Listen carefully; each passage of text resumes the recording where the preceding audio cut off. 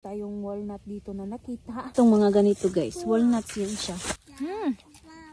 Sarap. Ito yung mga na-harvest natin yesterday na mga mais. Yellow corn! Ito yung ating baka. Punta tayo sa garden, kukuha tayo ng tanglad. Onion dahon.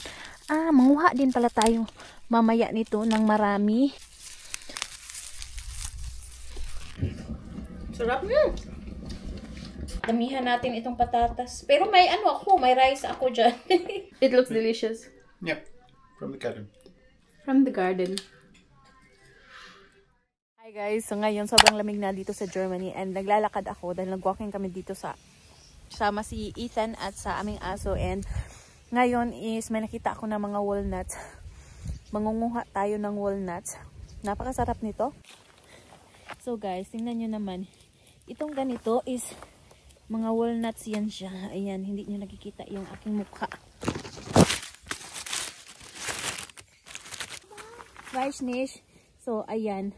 Mangunguha tayo. At itong nasa ibabaw is walnut kanang kuan yan siya. Walnut tree. So, ito, madami tayong walnut dito na nakita. And, hindi naman ito nila kinukuha. Matagal na nga itong nagsihulugan. So, kukunin natin ito. Masarap itong kainin. Minsan, pang display, panglagay sa table. Ay. Ang dami dito. Ayan, oh. Ay, yung iba kinain ng kinain ng mga squirrel.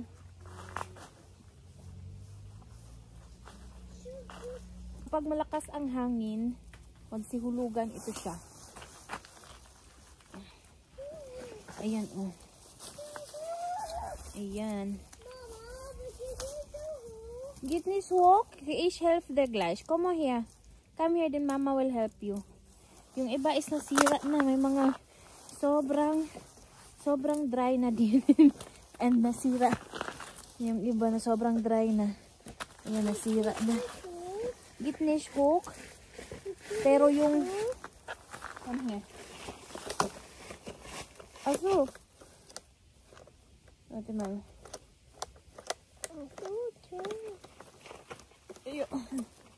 Geht nicht, vielleicht muss Papa helfen. Warte mal. Ja. Geht nicht mehr hoch. Mama! Entschuldigung. Nakakuha na ako nito noong mga nakaraang araw. Kinain ko lang siya. Linisan na lang natin ito sa bahay mamaya. Ayun, yung mga chicken nila. Ayan, oh. Kasama ko pala si anak. Nakikita niyo, sobrang lamig na dito. Naka-gloves pa yan si anak. Oh, it's so cold. It's not like in the Philippines, na? Itong mga ganito, guys. Walnuts yun siya. Kuha tayo ng mas maganda ang itsura. Ayan. Fresh na hulog. Ayan. Ugasan ko na lang ito mamaya sa bahay. Ayan. Madami ito dito. Hanap pa tayo. Andito pa. Ayan, oh. So, kapag naghuhulugan, I think medyo late na ako dahil meron pang mga iilan doon sa taas, pero marami talaga. Yeah, marami talaga yung nangahulog na. So, pagdating namin, galing sa Pilipinas, ito yung nakita ko kapag araw-araw kasi kaming nag-walking. So, nung pag-walking namin, kikita ko siya. Yan. Madami. Hanap pa tayo dito. Dito sa may gilid-gilid. Ayan yung chicken na dito. Sobrang lamig na pero nandito pa sa labas. Andito sa gilid. Oh. Ipakita ko pala sa inyo. Yan. Usually kapag dito ako sa labas, hindi ko na ginagamitan ng nutcracker. And ayan, na-open siya. Ganyan yung itsura niya. Ang sarap. Ang sarap. Itong ganito is manamis-namis. Ang lamig. Masarap siya. Pero yung panahon dito, sobrang lamig. Mama is to toxic. Mama. Lamig. Yeah. To picture. Blind.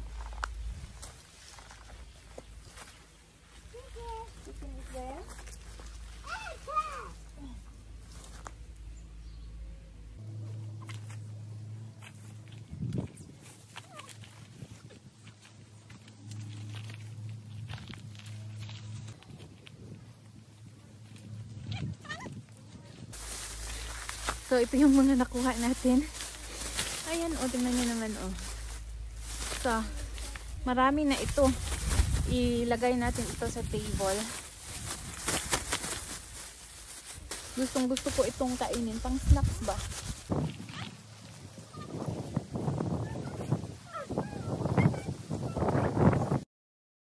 So, ayan guys, meron na tayong libreng walnut. Napakamahal daw nito sa Pilipinas. Dito lang din ako nakakain ng ganito dahil marami ngang libre. Meron namang nabibili sa mga grocery, pero syempre itong ganito. Iba yung lasa ng fresh na walnut. Yung fresh talaga, yung kakahulog pa lang is mapait-pait siya. Medyo pait siya. Pero kapag yung dahon, yung balat niya is maitim na, yun na yung matamis. Pala yung puno ng walnut, napakalaking puno yan siya, kaya marami siyang hulog.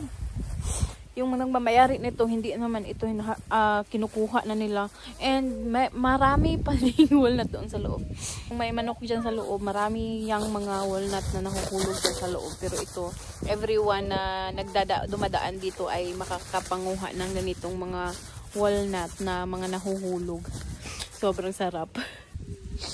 Ang dami nito, oh. Dahil late na akong nakapanguha. Ayan. Ayan, oh. Yung iba is nasira. Tuluyan na talagang nasira. Andun pa sa dulo. Ang dami yan. Ito pa. Guys, another puno ng walnut. Alam nyo, dito is may madaming nahuhulog na walnut. Ayan, oh. Ayan, mas malaki pa. Ito dito. Ay, ang dami, anak. Ayan, oh. Mas mga malalaki pa. Is it? Ayan, oh. Reklamo na yung bata. Kasi palagi daw akong namumulot. Ayan, oh. Ang lalaki. Ang dami dito, anak. Ayan, oh. Wow. Yeah, ich hab so viel. Oh, yeah. Dito pa, guys, oh. Ayan. Nasa gilid ng daan. Ang dami. Yan. And you also have their city. Ay, mas madami nga dito. Ayan guys, mas malaki pa. Wow. So, tama na to. Iwanan na natin yung iba para sa mga squirrel. Iniiwan din kasi ito nila para may makain yung mga wild animals kagaya ng mga squirrel at mga ibon. Kakain ng mga ibon ba? So, andito pa.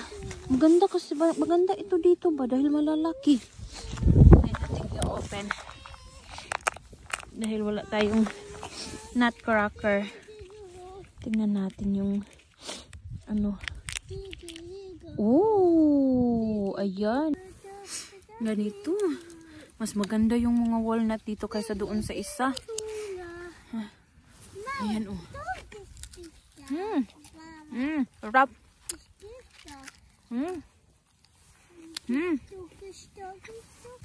Ayan na yung mga nakuha natin. Madami na din ito. So, uuwi na tayo. Let's go home. Ang dami nating walnut, anak.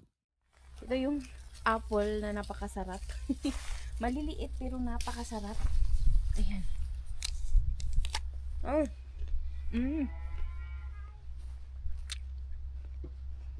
Hindi ko siya i-harvest dahil everyday lang ako pumupunta dito kumakain. Sobrang sarap niya.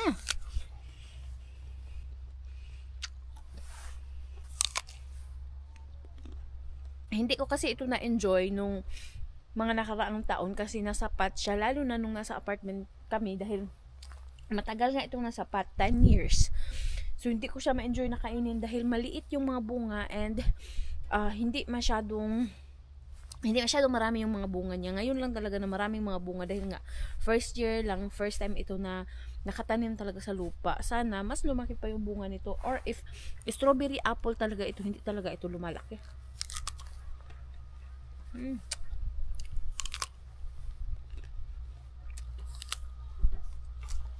Sarap. At dahil nakapag-harvest na nga tayo kahapon sa mga natira na mga gulay dito sa garden, isa na namang napakalaking trabahoin natin dahil kailangan natin na linisin ang mga naiwan na mga dahon dito sa garden. Ito pala ang mga itinanim ko, mga sitaw at iba pang klaseng beans. So, yung aking sitaw pala this year, no, hindi talaga ako nakatikim ng bunga dahil hindi siya namunga. So, hindi talaga ako nakapagluto. Excited pa naman ako na magluto dahil nga marami akong itinanim na mga sitaw. From Philippines pa talaga nabuto yan siya. Kaso, hindi ko alam kung ano yung nangyari. Bakit hindi siya nagbunga. First time ko din na magtanim nito dito sa garden ng mga sitaw dito sa Germany. Hindi ko alam kung ano yung ginawa, kung mali, bakit hindi siya nagbunga. May mga nakita naman ako na nagtatanim sila dito sa Germany tapos namunga. So, madami akong tinanim. Isang linya talaga yan siya, puno ng sitaw. Kapag autumn season pala dito sa Germany, yan na din yung time na kailangan mong linisin ang iyong mga garden. Usually ang mga tao dito is naglilinis talaga ng kanilang garden kapag ganitong autumn na, bago mag-winter is malinis na yung kanilang mga garden. Mabuti din dito sa Germany ay kinukuha ng garbage center namin dito yung mga naikuha mo ng mga basura or mga dahon-dahon dyan sa garden, kinukuha yan nila. Medyo malaki-laking linisin pa itong gagawin natin, pero kayang-kaya natin yan. Unti-unti matatapos din natin ito.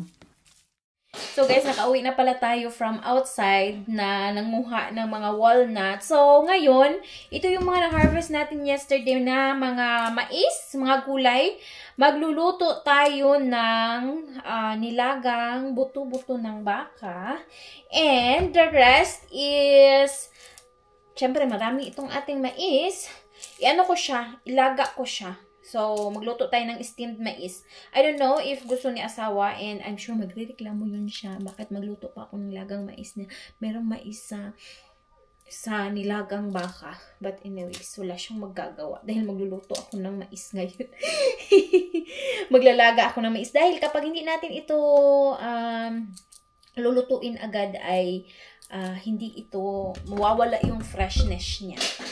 Yan. Fresh pa naman ito na mais. And lalo na itong ganitong Filipino mais. Ay nako. Yung fresh na, yung yellow corn!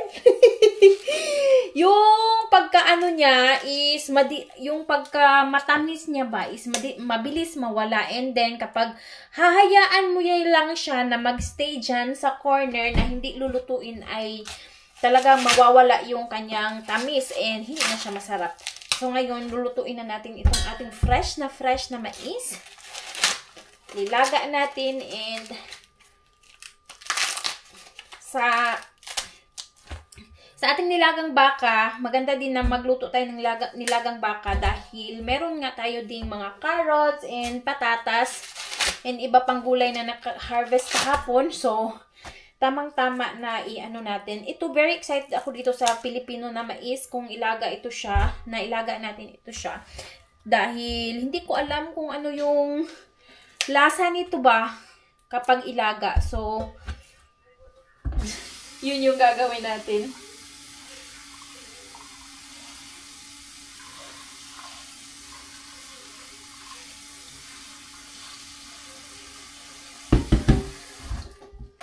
Ito yung ating baka na gagataan for our soup today. Nagutom na daw si asawa kaya nag-request na magluto na. Alauna, 1:44 ng hapon dito. Ay, maganda yung panahon. Kahapon super cloudy and walang araw. Wala kang makikitang araw. Ngayon may araw. Maganda sana ngayon maglinis-linis sa garden. Kaso, busy pa ako kanina. Maraming ginagawa dito sa bahay. Alam niyo naman, kakabalik pa lang namin. Kailangan kung maglinis, i-arrange yung mga gamit mula sa luggage. Tapos, ayan, meron pa akong garden na naghihintay sa akin. Pero yung mga gulay natin is galing din sa garden. Yung hinarvest natin. Ito yung binunot ni anak kahapon, yung ating carrots. I'm so excited dahil na-miss ko tong ating mga gulay sa garden. Alam nyo naman, nagbakasyon tayo sa Pilipinas and yung mga carrots doon, ibang-iba kasi sa carrots dito na na-harvest okay, katulad lang. Pero nami-miss ko din yung aking mga carrots na galing sa garden. And yes, yung harvest natin kahapon na mga patatas. So, yung mga baby patatas yung ating isasagol sa ating gulay ngayon. I'm so excited dahil si asawa is nagugutom na daw. I don't know if kakain ba siya nitong mga patatas dahil ano yan siya, minsan hindi yan siya kumakain ng may mga carbo, pero syempre galing ito sa garden itong ating mga pagkain, mga nilutong gulay ngayon. So we will see kung i-try ba niyang kainin ito. Hindi ko na din pala ito tanggalan ng panit or ng balat. So, ibabrush lang natin ito siya.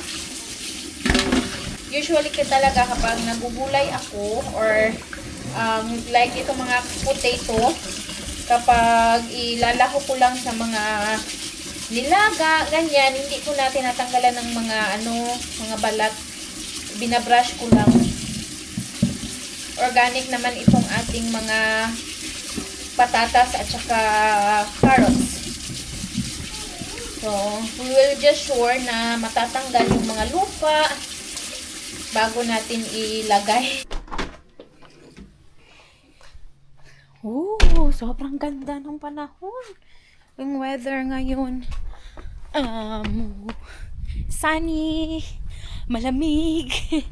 Punta tayo sa garden, kukuha tayo ng tanglad at saka lemongrass at saka onion, dahon ng onion. Ay, ang ganda ng itsura ng ng weather.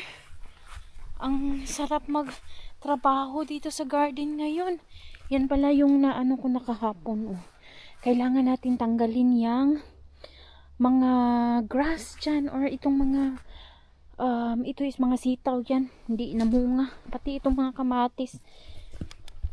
Kuha tayo ng first itong onion, dahon ng onion dahon. Manguha din pala tayo mamaya nito ng marami for our tapon natin yan para sa ating what do you call that?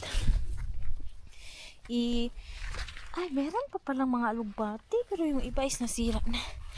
Para i-dry ko ba? Para meron tayong dry na onion leaves. I-harvest ko yan lahat mamaya.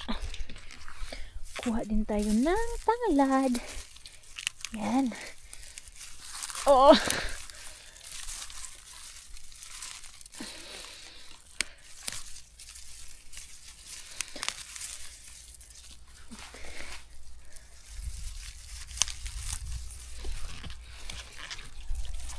So, ayan yung ating kinuha dito sa garden. Medyo maliit yung mga tanglad. Pagdating ko, ganito na yung itsura niya. Ganyan talaga siguro kapag kapag malamig na, hindi na sila lumalaki. Kailangan natin yung ipasok.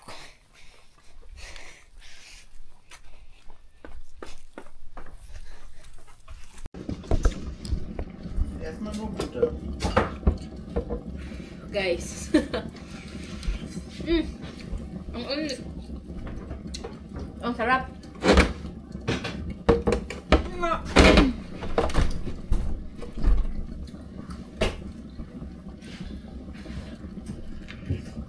Sarap niya. Did I put yellow corn in here so we can know? I don't know. What do you want to know? Shells. Shells, comes to here. Come in. Look. Ang sarap. Even the yellow corn has. Purple. Mm. Tingnan nyo guys, yung yellow corn may purple. I think it's because they're standing to each other and the bees just. Ah, no! Nag-cross-pollinate. So maybe the neighbor, the farmer, also has some purple. Okay. It will be possible? I don't know if it works like this. I don't know something about. Cross-pollination. You need to try it. No, go on. You need butter and salt. In the Philippines, we just put salt. It's okay. Pepper butter is better. Sarap. It's already cooked. It's cooked. Sarap. Kukunin na natin itong ating mais at excited na daw si asawa. Hindi pala talaga ako naglagay ng yellow. I don't cook yellow. There's a problem? I wanted to try. Oh, no. Okay, and I will put also mais in the soup. The yellow one I put in the soup. Yeah,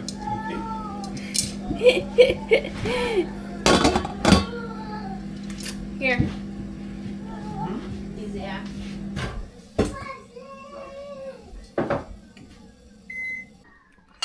What do you have there? Butter and salt. Okay. Why?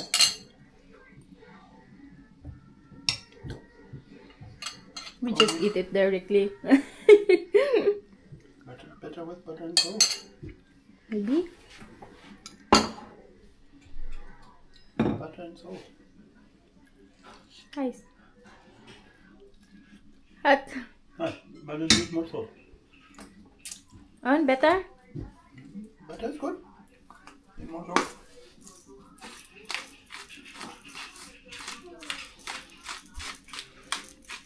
I don't know if I still have the seeds. Oh.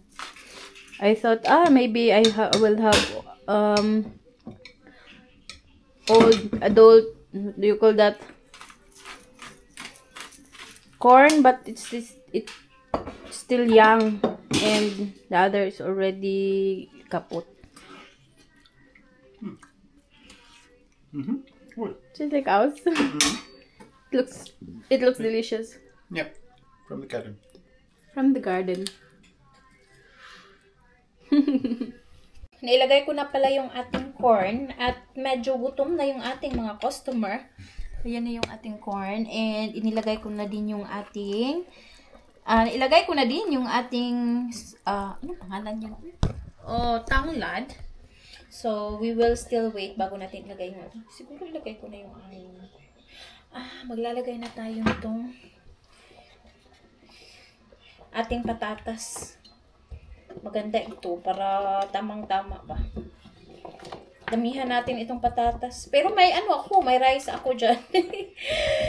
Hindi talaga tayo makakapag-diet. Sabi ko, kapag babalik ako ng Germany is magda-diet na ako. Pero paano tayo magda-diet nito? Sobrang dami nating carbohydrates. Pero kasi kapag winter at malamig ang panahon, kailangan din ng maraming pagkain. Diyos ko Lord, ano kaarte? Maraming pagkain at maraming energy or stored energy ang katawan dahil kahit hindi ka masyadong maraming trabaho, kapag malamig yung katawan mo ay kailangan talaga ng more energy. Kaya din we usually drink medicine or kanang tablet for more energy dahil nga luyat jud ang lawas kapag wala kang energy tapos nako malamig. Ay, pag gusto mo na lang na palaging higda-higda sa bed. So, kailangan natin ng more energy at more food. Walang diet. Sobrang tagal na tapos itong ating soup. Gutom na yung mga customer natin. So, lagay na natin itong ating garlic garlic, onion, dahon, onion chives. Anong pangalan yan? Basta, dahon ng onion. Galing sa garden and sabi pala ni asawa, kukunin ko daw itong lemongrass bago matapos itong aking luto. Pero matatapos na ito guys. Kakain na talaga tayo at last.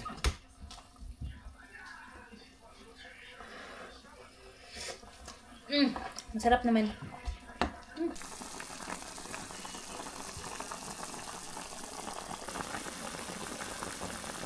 Teller oder? Nicht flach. Was ist Hala, Anna? Was ist mit unserem kleinen Haus? Entschuldigung. Let's eat, Ethan. Was hast du da? Masarap yung ating ulam ngayon, tamang-tama. Sa malamig na panahon. It's so cold outside. So you need warm soup? we need warm soup. In the Philippines, even if it's too warm, Yeah, you have soup. we always need soup. Dito kasi guys, yung mga German, they don't like soup in their, they don't usually have soup. Mag-soup lang yan Who sila. don't have soup? German usually don't like soup. Nein, only me don't like soup. Maybe only you. Sarap.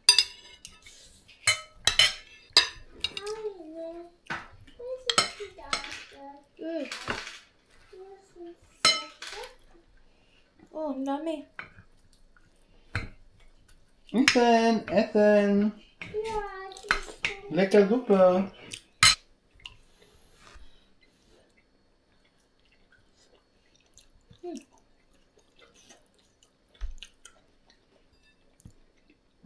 Potato marble.